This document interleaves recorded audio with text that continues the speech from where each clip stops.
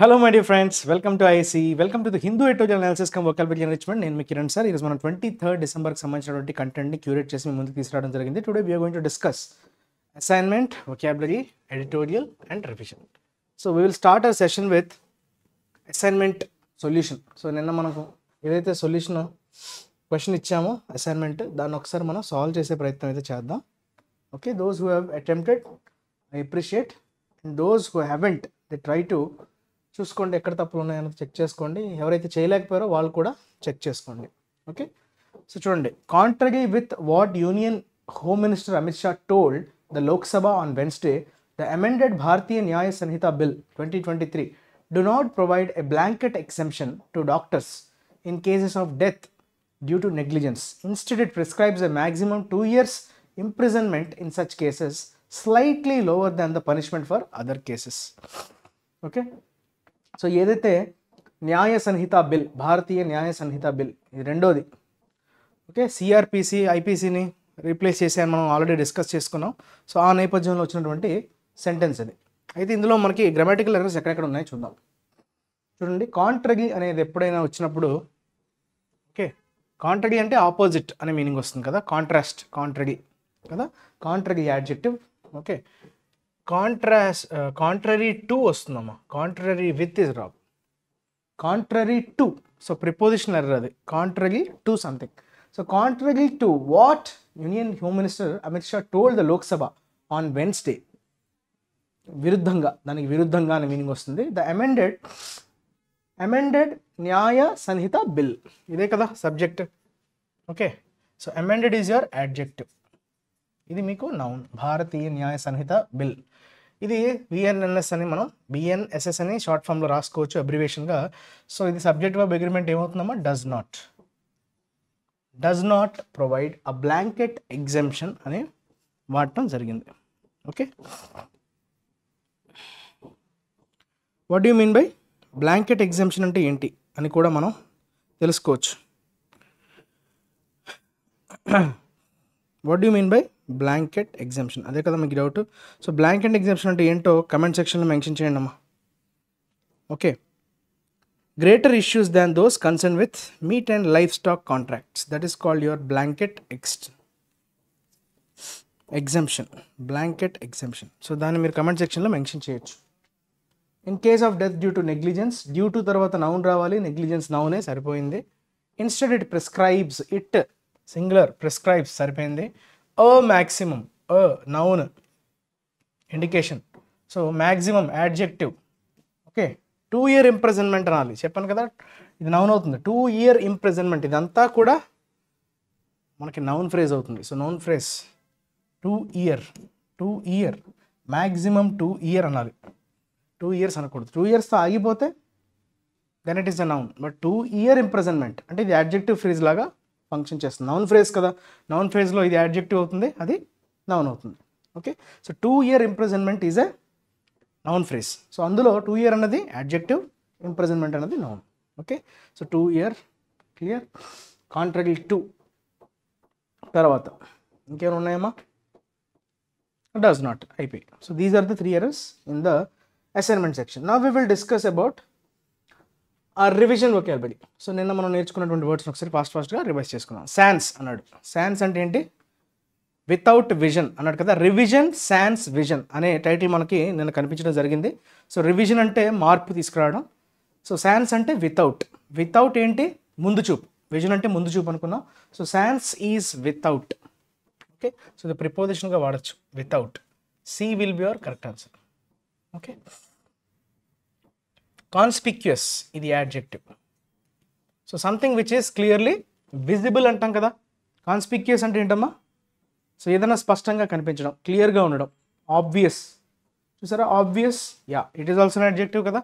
So obvious will be the correct answer. Something which is very clear. Okay, there is no objection, there is no clarity లేకపోవడం కాకుండా క్లారిటీగా ఉండడం, that is nothing but your, okay, this thing. ఇంకేమన్నాయమ్మా చూడండి, conspicuous, something clear. Evident అనొచ్చు కదా, evident, noticeable, all these are synonyms, similar words. Envisage, ఇది verb, positive verb. Envisage అంటే ఏంటి? సో ఏది జరగబోతుందో, ఏది చెయ్యాలో, సో మెంటల్గా మీరు ఒక పిక్చర్ని ముందుగానే మీరు ఎస్యూమ్ చేసుకోవడం అనొచ్చు, లేదంటే ముందుగానే దాన్ని ప్రెడిక్ట్ చేయడం అనొచ్చు, యాంటిసిపేట్ చేయడం అనే సెన్స్లో మనం ఎన్విసాజ్ అని అంటాం. సో దేన్నైనా మీరు చేయబోతున్నారు, సో దేన్నైతే మీరు ఇంప్లిమెంట్ చేద్దాం అనుకుంటున్నారో దాన్ని ఒక మెంటల్ పిక్చర్ రూపంలో మీరు సంక్షిప్తం చేసుకోవడాన్ని ఎన్విసాజ్ అంటాం. సో యాంటిసిపేట్ అనొచ్చమ్మా, యా యాంటిసిపేట్ అన్నా అంతే కదా, ప్రెడిక్ట్ చేయడం, predict, assume. Okay, anticipate, predict will be your nearest meaning, అంతేనా?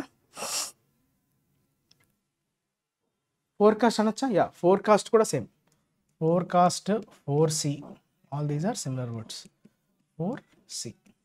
Okay, verbs. తర్వాత ప్రోట్రాక్టెడ్, ఇది యాడ్జెక్టివ్. ప్రోట్రాక్టెడ్ కాన్వర్జేషన్స్ అంటారు, ప్రోట్రాక్టెడ్ మీటింగ్స్ అంటారు. ప్రోట్రాక్టెడ్ అంటే డిలేడ్ అనే, లేదంటే బాగా సాగదీత అనే మీనింగ్, ఎక్స్టెండెడ్ అనే మీనింగ్. ఓకే, సో చాలా చాలా ప్రొలాంగ్ అవుతున్నాయి అనే మీనింగ్ వస్తుంది. ప్రొలాంగ్డ్, ప్రొట్రాక్టెడ్ అన్నా ప్రొలాంగ్డ్ అన్నా సేమ్. సో బీని మనం ఆన్సర్గా తీసుకోవచ్చు. సో దానికి ఎక్స్టెండెడ్ అని చెప్పచ్చు, prolonged, extended, or you can say stretched out. Stretched అని అంతే కదమ్మా, ఎక్స్టెండెడే కదా stretched out. So both mean the same, prolonged conversations. తర్వాత డిస్ఎఫెక్షన్. ఎఫెక్షన్ అంటే పాజిటివ్ నౌన్, డిస్ఎఫెక్షన్ అంటే నెగిటివ్ నౌన్. డిస్ అన్నది మనకి నెగిటివ్ ప్రిఫిక్స్ కదా. సో డిస్ఎఫెక్షన్కి దగ్గరగా ఉండే నెగిటివ్ వర్డ్ ఇది చూడండి, డిస్సాటిస్ఫాక్షన్ అనొచ్చా, dissatisfaction, frustration, discontent. Okay, dis కూడా నెగిటివ్, డిస్కంటెంట్. ఓకే, డిస్సాటిస్ఫాక్షన్ కూడా చెప్పచ్చు, డిస్సాటిస్ఫాక్షన్,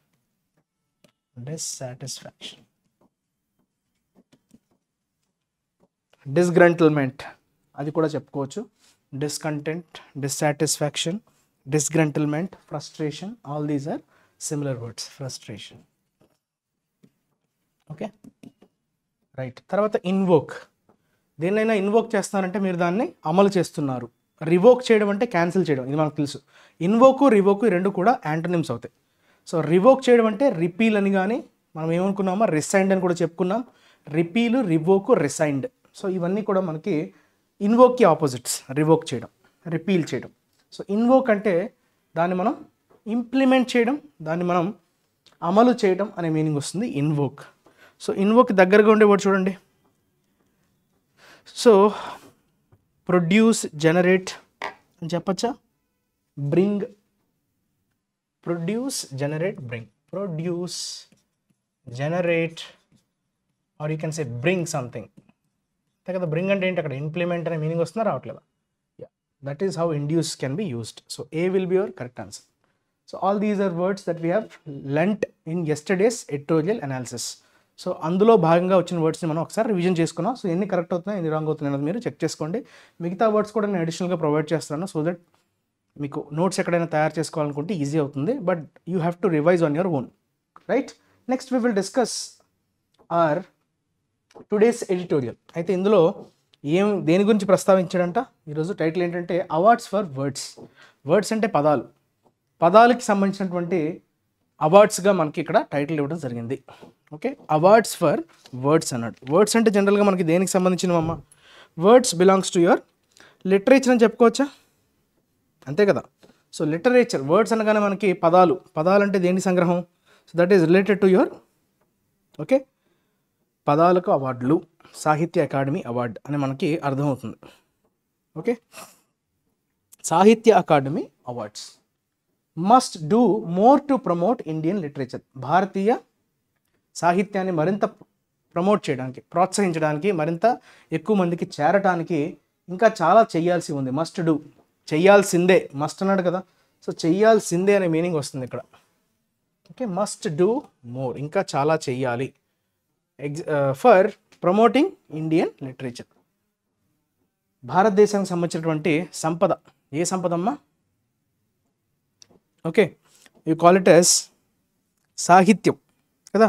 సో దానికోసం మరింత కృషి చేయాలి. భారతీయ సాహిత్యాన్ని ప్రోత్సహించేందుకు సాహిత్య అకాడమీ మరింత కృషి చేయాలి అన్నట్టుగా మనకి ఇక్కడ సైడ్ హెడ్డింగ్ ఇవ్వడం జరిగింది, sub heading, right?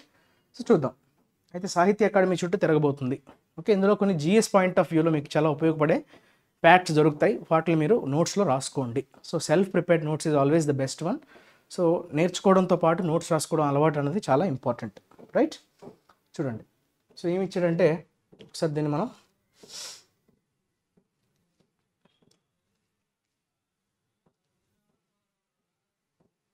Okay literary borders. Okay, ఇంకొంచెం literary borders should be porous, and the Sahitya Academy Awards, which have been honoring writers of 24 Indian languages down the years, should be seen in that light. Okay, literary borders అంటున్నాడు అంటే కొన్ని వాటిని ఏమంటామమ్మా, సరిహద్దులు అంటాం కదా. సరిహద్దులు అంటే అక్కడ బార్డర్స్ అనే మీనింగ్ వస్తుంది. సాహిత్య సరిహద్దులు ఓకే ఎలా ఉండాలంట, పారస్గా ఉండాలి అంటున్నాడు. షుడ్ బీ పారస్ అంటే అక్కడ మీనింగ్ ఏంటంటే, పోర్ అంటే హోల్స్ ఉండడం. జనరల్గా పోర్ ఈజ్ హోల్. పోర్ అన్నది నౌన్, పిఓఆర్ఈ, దాని యాడ్జెక్టివ్ ఫామే పారస్. సో అది పారస్గా ఉండడం అంటే ఏంటి సార్ అర్థం అంటే కొంచెం ఫిగరేటివ్గా వాడాడు. పారస్ అంటే అక్కడ మనకి ఎగ్జాక్ట్గా జనరల్ మీనింగ్ ఏమొస్తుంది, హోల్స్తో నిండి ఉన్న అని అంటాం. అంటే హోల్ ఉండడం అంటే అర్థం ఏంటి? సో మనకి ఇప్పుడు ఏదైనా పారస్గా ఉందనుకోండి, so it will allow the light or liquid to pass through it. So దాన్ని మనం పారస్ సర్ఫేస్ అంటాం, పారస్ మెంబ్రెయిన్ అంటాం. సో ఒక పారస్ సర్ఫేస్ ద్వారా వాటర్ పడితే ఏమవుతుంది, ఇంకిపోతుంది. ఓకే, ఆ సాయిల్లో పారస్ హోల్స్ ఉండడం వల్ల ఈ నీళ్ళంతా ఏమవుతాయి, ఇంకుతాయి. అదే పారస్ లేకపోతే ఏమవుతుంది, వాటర్ అంతా అలాగా ట్రావెల్ చేసేస్తుంది. ఓకే, రన్ ఆఫ్ అంటారు దాన్ని కదా. So that is what Paras means. So Paras means which having tiny holes. అంటే మరి ఇక్కడ బార్డర్స్కి హోల్స్ ఉండాలి అంటే అర్థం ఏంటి సార్ అంటే, ఓకే సాహిత్యానికి పరంగా మనకి బార్డర్స్ ఏవైతే ఉన్నాయో, సరిహద్దులు ఏవైతే ఉన్నాయో అవి చాలా ఫ్లెక్సిబుల్గా ఉండాలి అనే మీనింగ్ వస్తుంది. మరింత రిజిడ్గా ఉండకూడదు. So it should be flexible. ఆ మీనింగ్తో మనకి పారస్ని వాడడం జరిగింది. సాహిత్య అకాడమీ అవార్డ్స్. సో సాహిత్యం గురించి మాట్లాడేటప్పుడు మొట్టమొదటిగా మనకి గుర్తొచ్చేది ఏంటమ్మా, ఎస్పెషల్లీ మన ఇండియా పాయింట్ ఆఫ్ వ్యూలో, గ్లోబల్గా కాకపోయినా మన భారతదేశంలో సాహిత్య అకాడమీ అవార్డ్స్కి చాలా పేరుంది, దానికి కొంత సిగ్నిఫికెన్స్ అయితే ఉంది. అయితే అది 24 ఇండియన్ లాంగ్వేజెస్లో ఉండే రచయితల్ని ఎప్పటి నుంచో గౌరవిస్తూ ఉంది. హ్యావ్ బీన్ ఆనరింగ్ అంటే అప్పటి నుంచి కంటిన్యూ చేస్తూనే ఉంది ఇప్పటి వరకు. 24 Indian languages down the years అంటే ఈ 24 ఇండియన్ లాంగ్వేజెస్కి సంబంధించినటువంటి రచయితల్ని గౌరవిస్తూనే ఉంది. Should be seen in that light. So ఆ విధంగా మనం చూడాల్సి ఉంది. ఓకే, సాహిత్య అకాడమీ అవార్డ్స్ని మనం ఆ విధంగా చూడాల్సి ఉంది. దిస్ ఇయర్ అయితే ఈ సంవత్సరం ఏంది, the academy has picked 9 books of poems, 6 novels, 5 short stories, 3 essays and 1 literary study in Dogri, Gujarati, Kashmiri, Manipuri, Odia, Punjabi, Rajasthani, Sanskrit, Sindhi, Assamese, Bodo, Bengali, Telugu, Malayalam, Kannada, Santali and others. Okay, ఇవన్నీ ఈసారి academy pick చేసుకున్నటువంటి books అనమాట. ఆ books కూడా ఎలా ఉన్నాయమ్మా, కొన్ని poems ఉన్నాయి, అందులో నవల్స్ ఉన్నాయి, షార్ట్ స్టోరీస్ ఉన్నాయి, ఎస్సేస్ కూడా ఉన్నాయి, ఒక లిటరరీ స్టడీ ఉంది. ఇవన్నీ కూడా డిఫరెంట్ డైవర్స్ లాంగ్వేజెస్కి చెందినటువంటి వర్క్స్ అనమాట.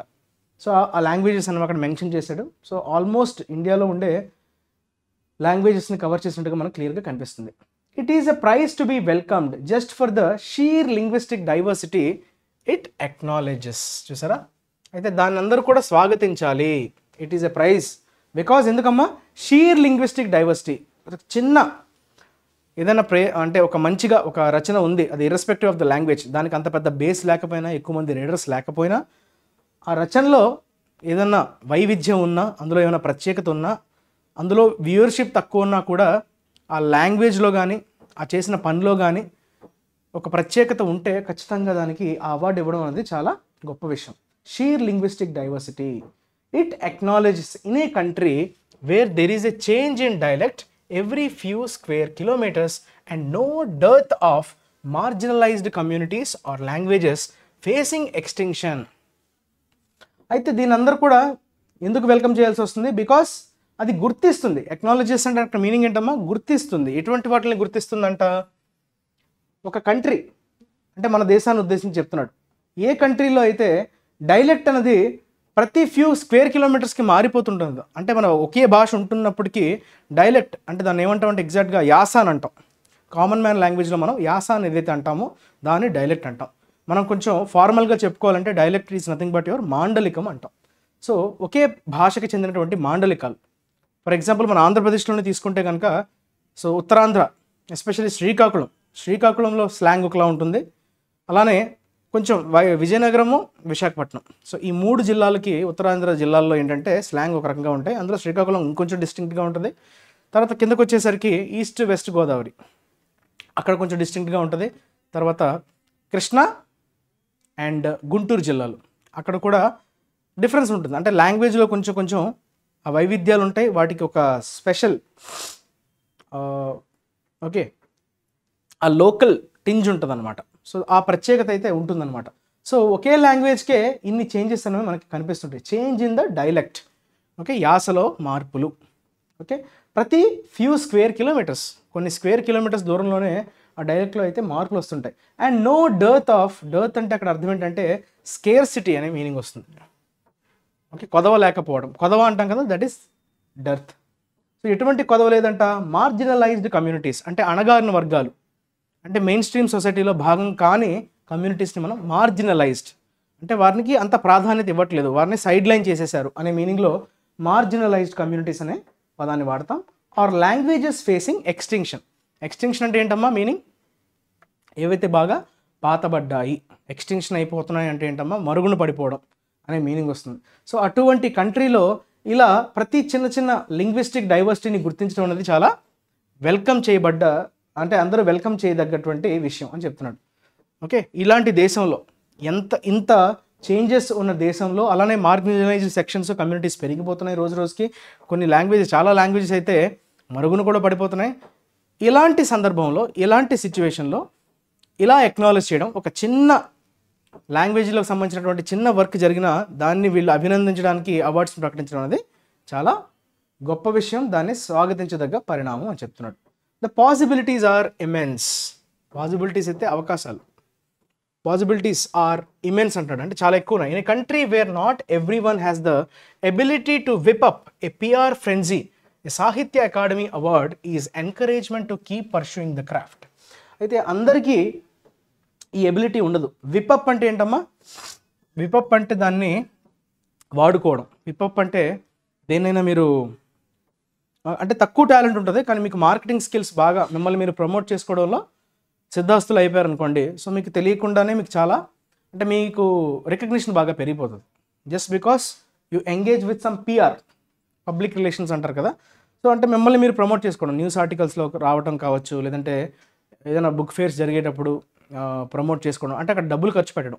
సో ఒక రకంగా మీకు టాలెంట్ అంతా లేకపోయినా మీకు పిఆర్ ఏజెన్సీతో బాగా ఏదైనా పిఆర్ ఏజెన్సీకి బాగా డబ్బులు ఖర్చు పెట్టినా so they will help you to get recognition. Me recognition పొందడానికి వాళ్ళు చాలా హెల్ప్ చేస్తారు. ఓకే, సో అందరికీ ఆ ఎబిలిటీ ఉండదు కదా, అందరికీ ఆ డబ్బులు ఖర్చు పెట్టే స్కిల్ ఉంటుంది కానీ వాళ్ళని వాళ్ళు ప్రమోట్ చేసుకోవడానికి వాళ్ళ దగ్గర రీసోర్సెస్ ఉండవు. సో అటువంటి వారికి ఈ సాహిత్య అకాడమీ అవార్డు అనేది ఖచ్చితంగా ఒక ఎంకరేజ్మెంట్ అయితే ఇస్తుంది కదా. ఎందుకంటే వాళ్ళ దగ్గర ఉన్నటువంటి కళ, వాళ్ళ దగ్గర ఉన్నటువంటి ఆ క్రాఫ్ట్ ఏదైతే ఉందో, క్రాఫ్ట్ అంటే ఏంటమ్మా ఆ నైపుణ్యం. సో ఆ నైపుణ్యాన్ని వాళ్ళు కంటిన్యూ చేయాలంటే వాళ్ళకి కొంత మానిటరీ ఎయిడ్ ఇవ్వాలి, గుర్తింపు ఇవ్వాలి, అందరూ మెచ్చుకోవాలి. సో అప్పుడే వాళ్ళు ఆ కెరీర్ని పర్స్యూ చేయగలరు, లేదంటే వాళ్ళకి మోటివేషన్ రాదు కదా. సో ఖచ్చితంగా సాహిత్య అకాడమీ అవార్డు అయితే అటువంటి వారిని ఎంకరేజ్ చేయడానికి అయితే బాగా ఉపయోగపడుతుంది.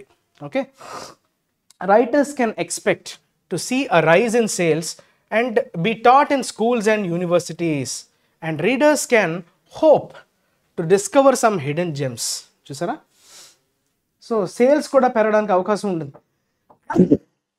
రైటర్స్కి కొంత సేల్స్లో పెరుగుదల అయితే కనిపించే అవకాశం ఉంది సాహిత్య అవార్డు వచ్చిన తర్వాత. ఎందుకంటే అందరికీ తెలుస్తుంది కదా, పలానా బుక్ వచ్చింది అని అనగానే సేల్స్ పెరుగుతాయి. ఏమైంది, ఎందుకు వచ్చింది అని తెలుసుకోవడానికి చాలామంది చదివే ప్రయత్నం చేస్తారు. దానివల్ల సేల్స్ అనేది పెరగడం వల్ల రైటర్స్కి కొంత ఊరటనిచ్చే అంశం.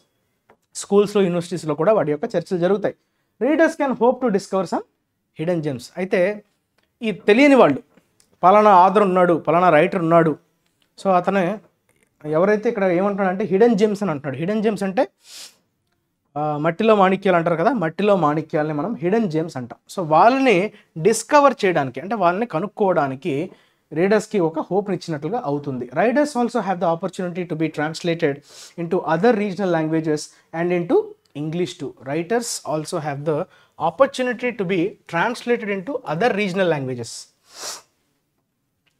and into English too. చూసారా, అయితే ఒక్కసారిగా సాహిత్య అకాడమీ అవార్డు వస్తే ఏమవుతుంది, వారికి ఒక అవకాశం దొరుకుతుంది. మిగతా రీజనల్ లాంగ్వేజెస్లో వాళ్ళు ఏదైతే భాషలో రాసుంటారో ఆ భాషలో కాకుండా మిగతా లాంగ్వేజెస్లో దాన్ని అనువదించడానికి ఒక అవకాశం అయితే దొరుకుతుంది. అదేవిధంగా ఇంగ్లీష్లో కూడా దాన్ని ప్రచురించడానికి అవకాశం ఉంటుంది. నీలం Saran Gaur, who has won this year for her English novel Requiem in Raga Janki, so which had also bagged the Hindu Fiction Prize in 2018, can look forward to her story being translated into other Indian languages. దానికి ఒక example ఇస్తున్నాడు. నీలం సరణ్ గౌర్ ఈ year ఆమె English నవల్కి సాహిత్య academy award రావడం జరిగింది. దాని పేరేంటమ్మా, రిక్వైమ్ ఇన్ రాగజాన్కి. సో ఇది ఆమె వర్క్, అది ఇంగ్లీష్లో ఆమె రాశారు. సో దానికి ఆమెకి అవార్డు రావడం జరిగింది, సాహిత్య అకాడమీ అవార్డు ఈ సంవత్సరం. కాకపోతే అంతకు ముందే హిందూ ఫిక్షన్ ప్రైజ్ ఆమెకి 2018లో కూడా రావడం జరిగింది. సో ఆమె ఇప్పుడు ఏం చేస్తుందంటే ఆ స్టోరీని మిగతా రీజనల్ లాంగ్వేజెస్లోకి ట్రాన్స్లేట్ చేయడానికి ఆమె ప్రయత్నిస్తారు.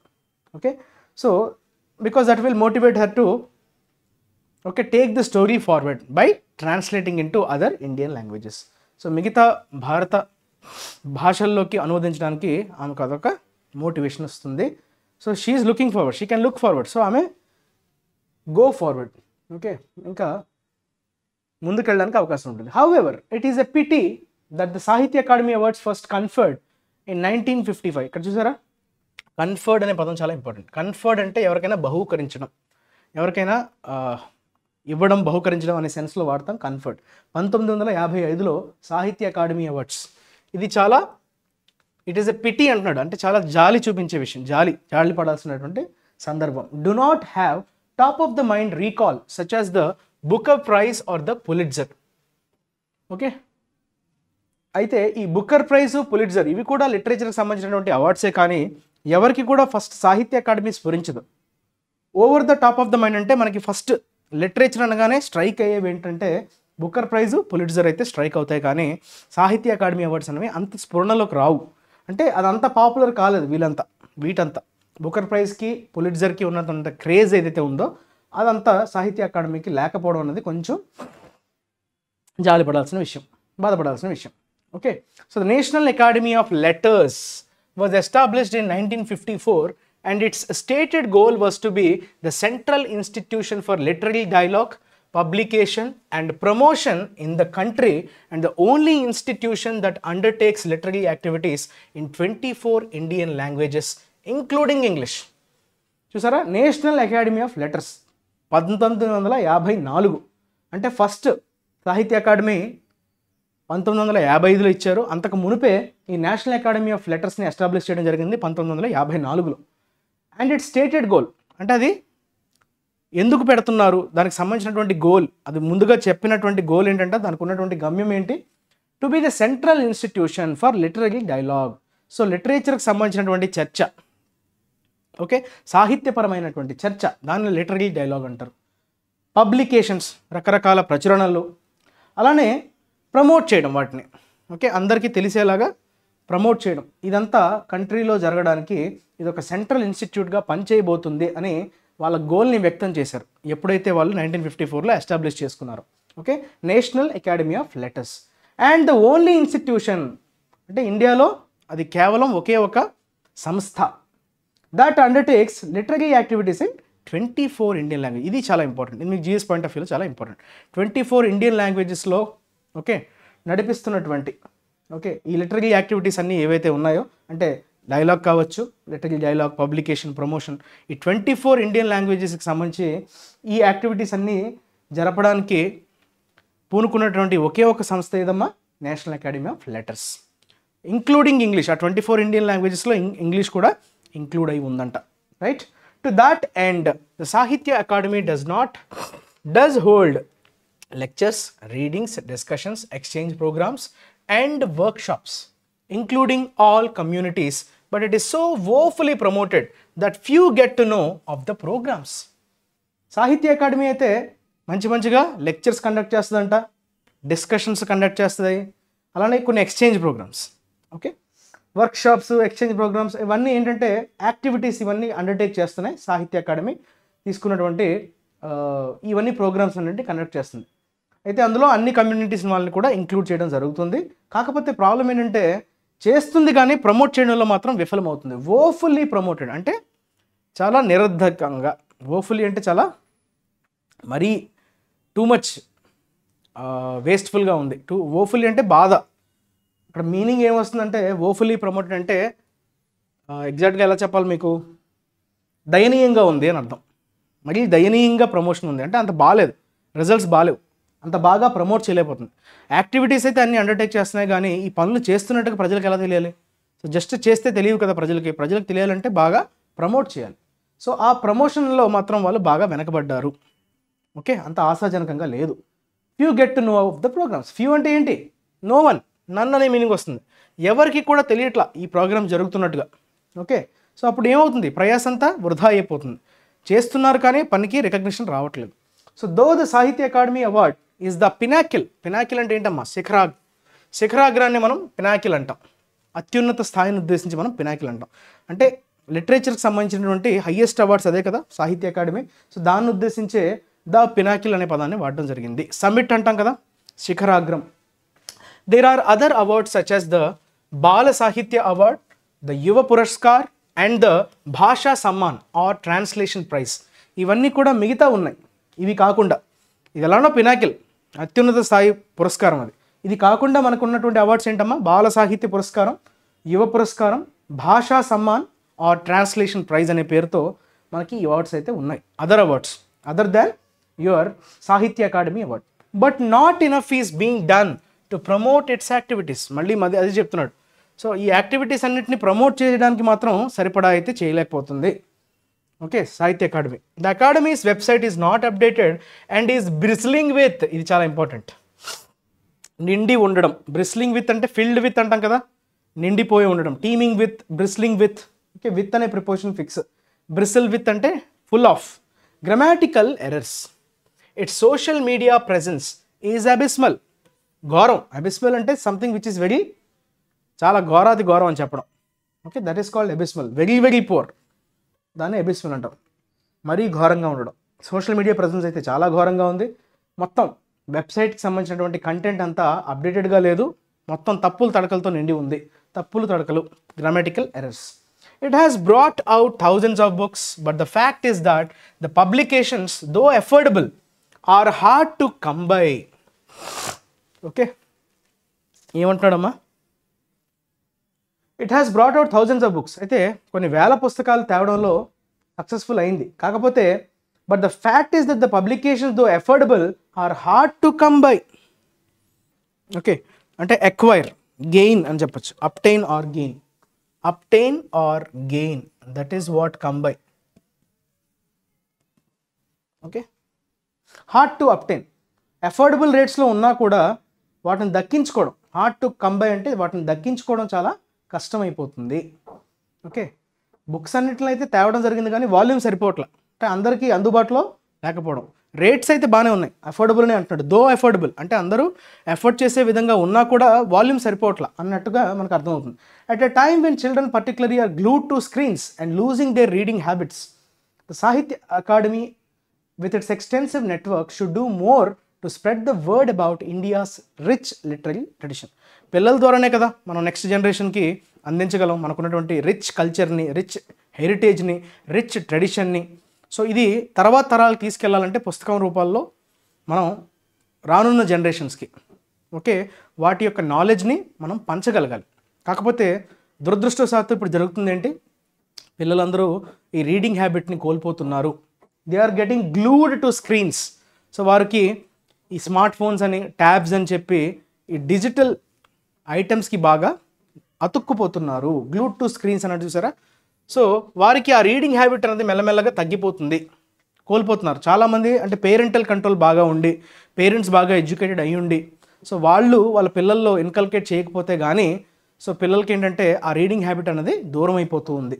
సో ఖచ్చితంగా ఇలాంటి సమయంలో సాహిత్య అకాడమీ దానికి ఉన్నటువంటి ఎక్స్టెన్సివ్ నెట్వర్క్ని ఉపయోగించి ఓకే సో మన ఇండియా యొక్క రిచ్ లిటరరీ ట్రెడిషన్ని మరింత స్ప్రెడ్ చేయడానికి పూనుకోవాలి, చాలా చెయ్యాలి, చాలా చేయాల్సినటువంటి అవసరం ఉంది అని చెప్తున్నాడు. Okay, with its extensive work should do more to spread the word. Spread the word అంటే ఏంటి? మరింత వ్యాప్తి చెందేలా కృషి చేయడం అనే meaning. Okay, spread the word about India's rich, మనకున్నటువంటి గొప్ప, చాలా రిచ్ అని అన్నాడు కదా. రిచ్ అంటే అక్కడ ఏంటి మీనింగ్ వస్తుందమ్మా అంటే రిచ్ కల్చర్ అంటాం కదా, రిచ్ హెరిటేజ్ అంటాం కదా, ఎప్పటి నుంచో ఉన్నటువంటి సంపద. రిచ్ అంటే అక్కడ సంపద, లిటరలీ సంపద. ఆ ట్రెడిషన్ని మనం తీసుకెళ్ళగలగాలి. Next we will talk about vocabulary. So very first word ఏంటంటే టెయింటెడ్. ఓకే, టెయింటెడ్ని మనం జనరల్గా వర్బ్గా వాడచ్చు. టెయింట్ చేయడం అంటే ఏంటంటే డ్యామేజ్ అనే మీనింగ్ వస్తుంది. టెయింట్ అన్నది జనరల్గా ఎవరి కీర్తికైనా భంగం కలిగించడం, ఎవరికి ఉన్నటువంటి పేరు. ఓకే, టెయింటెడ్ ఇమేజ్ అంటారు, అంటే వారికి ఉన్నటువంటి స్థానం. వారికి ఉన్నటువంటి స్థానం అంటే గౌరవం అంటాం కదా, సొసైటీలో వారికి ఉండే పేరు, కీర్తి అంటాం కదా. సో దానికి టార్నిష్ చేయడం, టార్నిష్, టెయింట్ ఇవన్నీ కూడా దగ్గరగా ఉండే వర్డ్స్. టార్నిష్ అంటే డ్యామేజ్ అనే మీనింగ్ వస్తుంది. టార్నిష్ అని కూడా చెప్పచ్చు, damage are destroy. Reputation, okay, reputation damage చేయడం. టెయింటెడ్ ఎలక్షన్ రిజల్ట్స్ ఇప్పుడు ఎలా వాడాడంటే ఇక్కడ యాడ్జెక్టివ్గా వాడడం. So spoiled, damaged. ఓకే, అది క్వాలిటీ పరంగా, టేస్ట్ పరంగా, వాల్యూ పరంగా దాని యొక్క క్వాలిటీని డ్యామేజ్ చేసే విధంగా అన్న మీనింగ్ వస్తుంది. Spoiled or damage. Pollute, adulterate, contaminate, tarnish ఇవన్నీ కూడా సినోనిమ్స్గా మనం తీసుకోవచ్చు. Adulterate, contaminate. ఓకే, ఇప్పుడు అడల్టరేట్ అనే పదం వచ్చింది కాబట్టి చెప్తున్నా. Adulation, adultery. నిన్న మనకు అడల్టరీ అనే పదం వచ్చింది. ఓకే, అడల్టరీని తప్పుగా భావించట్లేదు. సుప్రీంకోర్టు దాన్ని కొట్టేసిందని చెప్పుకున్నాం ఇంతకుముందు ఎట్టోగిల్లో. సో అడల్టరీ అంటే ఏంటమ్మా? అక్రమ సంబంధం. ఎడ్యులేషన్ అంటే హీరో వర్షిప్, ఒకరిని బాగా ఆరాధించడం, దట్ ఈస్ ఎడ్యులేషన్. అడల్టరేట్ అంటే కల్తీ చేయడం, పొల్యూట్ చేయడం. So these are the words which are అంటే కొంచెం దగ్గరగా ఉండే వర్డ్స్. వీటిని జాగ్రత్తగా తెలుసుకోండి, రాసుకోండి, వాడుతూ ఉండండి. Next salutary. This is an adjective. What do you mean by salutary? Something which is beneficial అని అంటాం. The effects of such a decision would not be salutary, would not be useful, would not be beneficial, helpful. చూసారా, beneficial, favourable, helpful, advantages. మనకి ఏదన్నా మంచి కలిగించడం, మంచి కలిగించే అనే మీనింగ్ వస్తుంది. Causing improvement of behaviour or character, that is your salutary. Next dislodged. Dislodged వర్బ్గా వాడతాం. లాడ్జ్ అంటే ఏంటి? జనరల్గా భర్తీ చేయడం, ఎవరినైనా తీసుకుని వెళ్ళి అక్కడ పెట్టడం. లాడ్జ్, మనం లాడ్జ్లో ఎందుకు ఉంటాం? టెంపరీగా స్టే చేయడానికి. సో లాడ్జ్ అంటే we are trying to be there. So dislodge అంటే వాళ్ళని అక్కడ నుంచి ఖాళీ చేసేయడం. డిస్ప్లేస్, రిమూవ్ చేయడం. రిమూవ్, డిస్ప్లేస్, ఎవిక్ట్, ఖాళీ చేయడం. చూసారా, heavy rains have dislodged big slabs of sidewalk in front of the school. Have తర్వాత ఏం రావాలమ్మా? V3 అంటే డిస్లాడ్జ్ ఎలా వాడాడు? వర్బ్గా వాడాడు. సో పెద్ద పెద్ద స్లాబ్స్ ఏవైతే ఉన్నాయో స్కూల్కి ఎదురుగా ఉండేటువంటి సైడ్ వాక్ని అతి వర్షాలు, భారీ వర్షాలు ఏం చేశాయి? కంప్లీట్గా డిస్ప్లేస్ చేసేసాయి. ఓకే, అక్కడ నుంచి తీసుకుని వెళ్ళిపోయాయి అనే మీనింగ్ వస్తుంది. To force someone or something from a place or position. అక్కడ నుంచి ఫోర్స్ఫుల్గా వాళ్ళని అక్కడ నుంచి తొలగించడం అనే మీనింగ్ వస్తుంది. ఎక్విటల్, ఇది నౌనమ్మా. ఎక్విట్ అన్నది వర్బ్. ఇది మనం చాలాసార్లు చెప్పుకున్నాం. Acquittal noun, ఎక్విట్ verb. ఎక్విట్ అంటే ఏంటమ్మా? నిర్దోషిగా ప్రకటించడం, తప్పు ఏమీ చేయలేదని ప్రూవ్ చేయడం. దట్ ఈస్ కాల్డ్ ఎగ్జానరేషన్, నిర్దోషి అని ప్రకటించడం. ఎక్స్కల్పేషన్ అని చెప్పచ్చు, ఎగ్జానరేషన్ కూడా చెప్పచ్చు.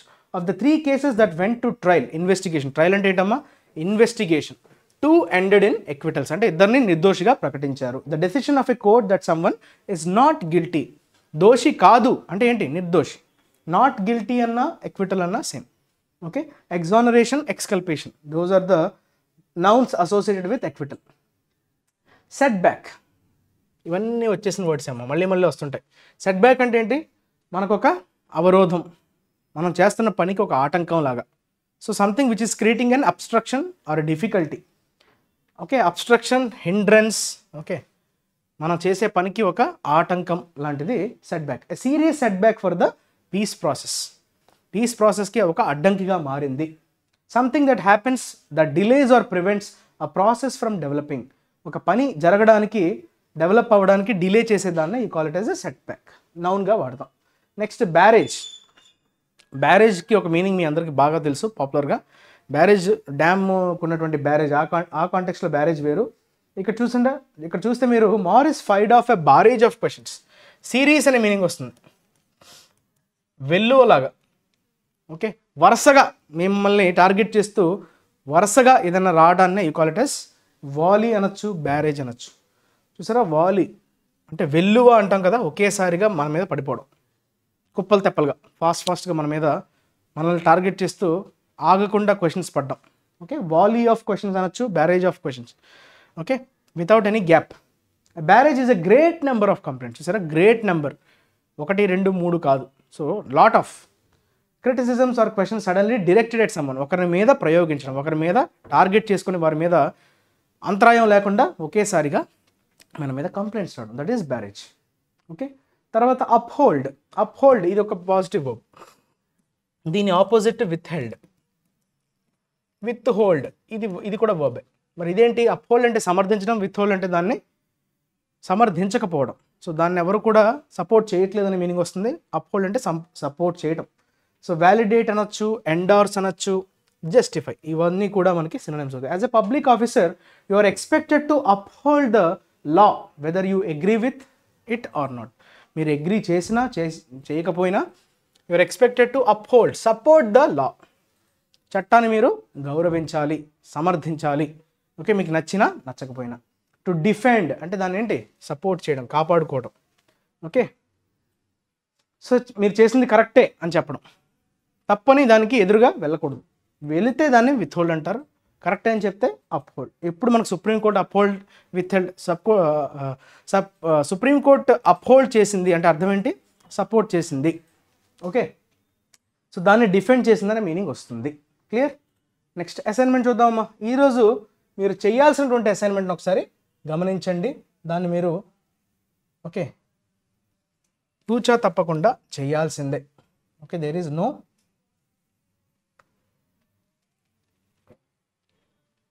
క్లియర్. ఒలింపిక్ మెడలిస్ట్, ఇందులో ఒక కరెంట్ అఫైర్స్ కూడా ఉంది, మనకి జరుగుతున్న విషయాల మీదే కాబట్టి. Olympic medallist wrestler Bajrang Punia on Friday decided to return his Padma Shri award back in protest over the election of Brij Bhushan Sharan Singh loyalist Sanjay Singh as a president of Wrestling Federation of India. Okay, so ఇప్పుడు ప్రొటెస్ట్ చేస్తున్నారు Olympic medallist Bajrang Punia. ఏమని? అతని పద్మశ్రీ అతనికి ఏదైతే వచ్చిందో దాన్ని తిరిగి వెనక్కి గవర్నమెంట్కి ఇచ్చేయాలని డిసైడ్ అయ్యారు. ఎందుకంటే బ్రజ్భూషణ్ సింగ్ అతని మీద ఏవైతే ఆరోపణలు వచ్చాయో సెక్షువల్ హెరాస్మెంట్ చేశారని. సో అతనికి లాయలిస్ట్ అంటే ఏంటమ్మా? సానుభూతిపరుడు, అతనికి బాగా విధేయుడు. లాయలిస్ట్ అంటే విధేయుడు. సంజయ్ సింగ్ అంటే అతని కోవకు చెందిన వ్యక్తే, అతన్ని కొనసాగల్లోనే నడిచే వ్యక్తి అన్న మీనింగ్ వస్తుంది. అతన్ని ప్రెసిడెంట్గా అపాయింట్ చేయడానికి వ్యతిరేకంగా ఈ డెసిషన్ తీసుకున్నారు. ఇందులో ఎక్కడ మనకు గ్రామాటిక్ ఎర్రర్స్ ఉన్నాయన్నది మీరు గమనించి వాటి ఆన్సర్స్ మీరు కమెంట్ సెక్షన్లో మెన్షన్ చేయండి. Thank you for watching. Hopefully మనం ట్యూస్డే మళ్ళీ కలవడానికి అవకాశం ఉంటుంది. సో ఈ 2 days బాగా ఈ వీక్లో నేర్చుకున్న విషయాలన్నింటినీ బాగా రివైజ్ చేసుకోండి. Because revision takes less time. And ఖచ్చితంగా మీ యొక్క కాన్ఫిడెన్స్ని మరింత బూస్టప్ చేయడానికి మనం ఇంకేమైనా యాక్టివిటీస్ కావాలంటే మీరు అది కమెంట్ సెక్షన్లో మెన్షన్ చేయండి. Thank you for watching. Stay tune to IACE. Your Kiran sir signing off. Have a nice day. Have a great weekend.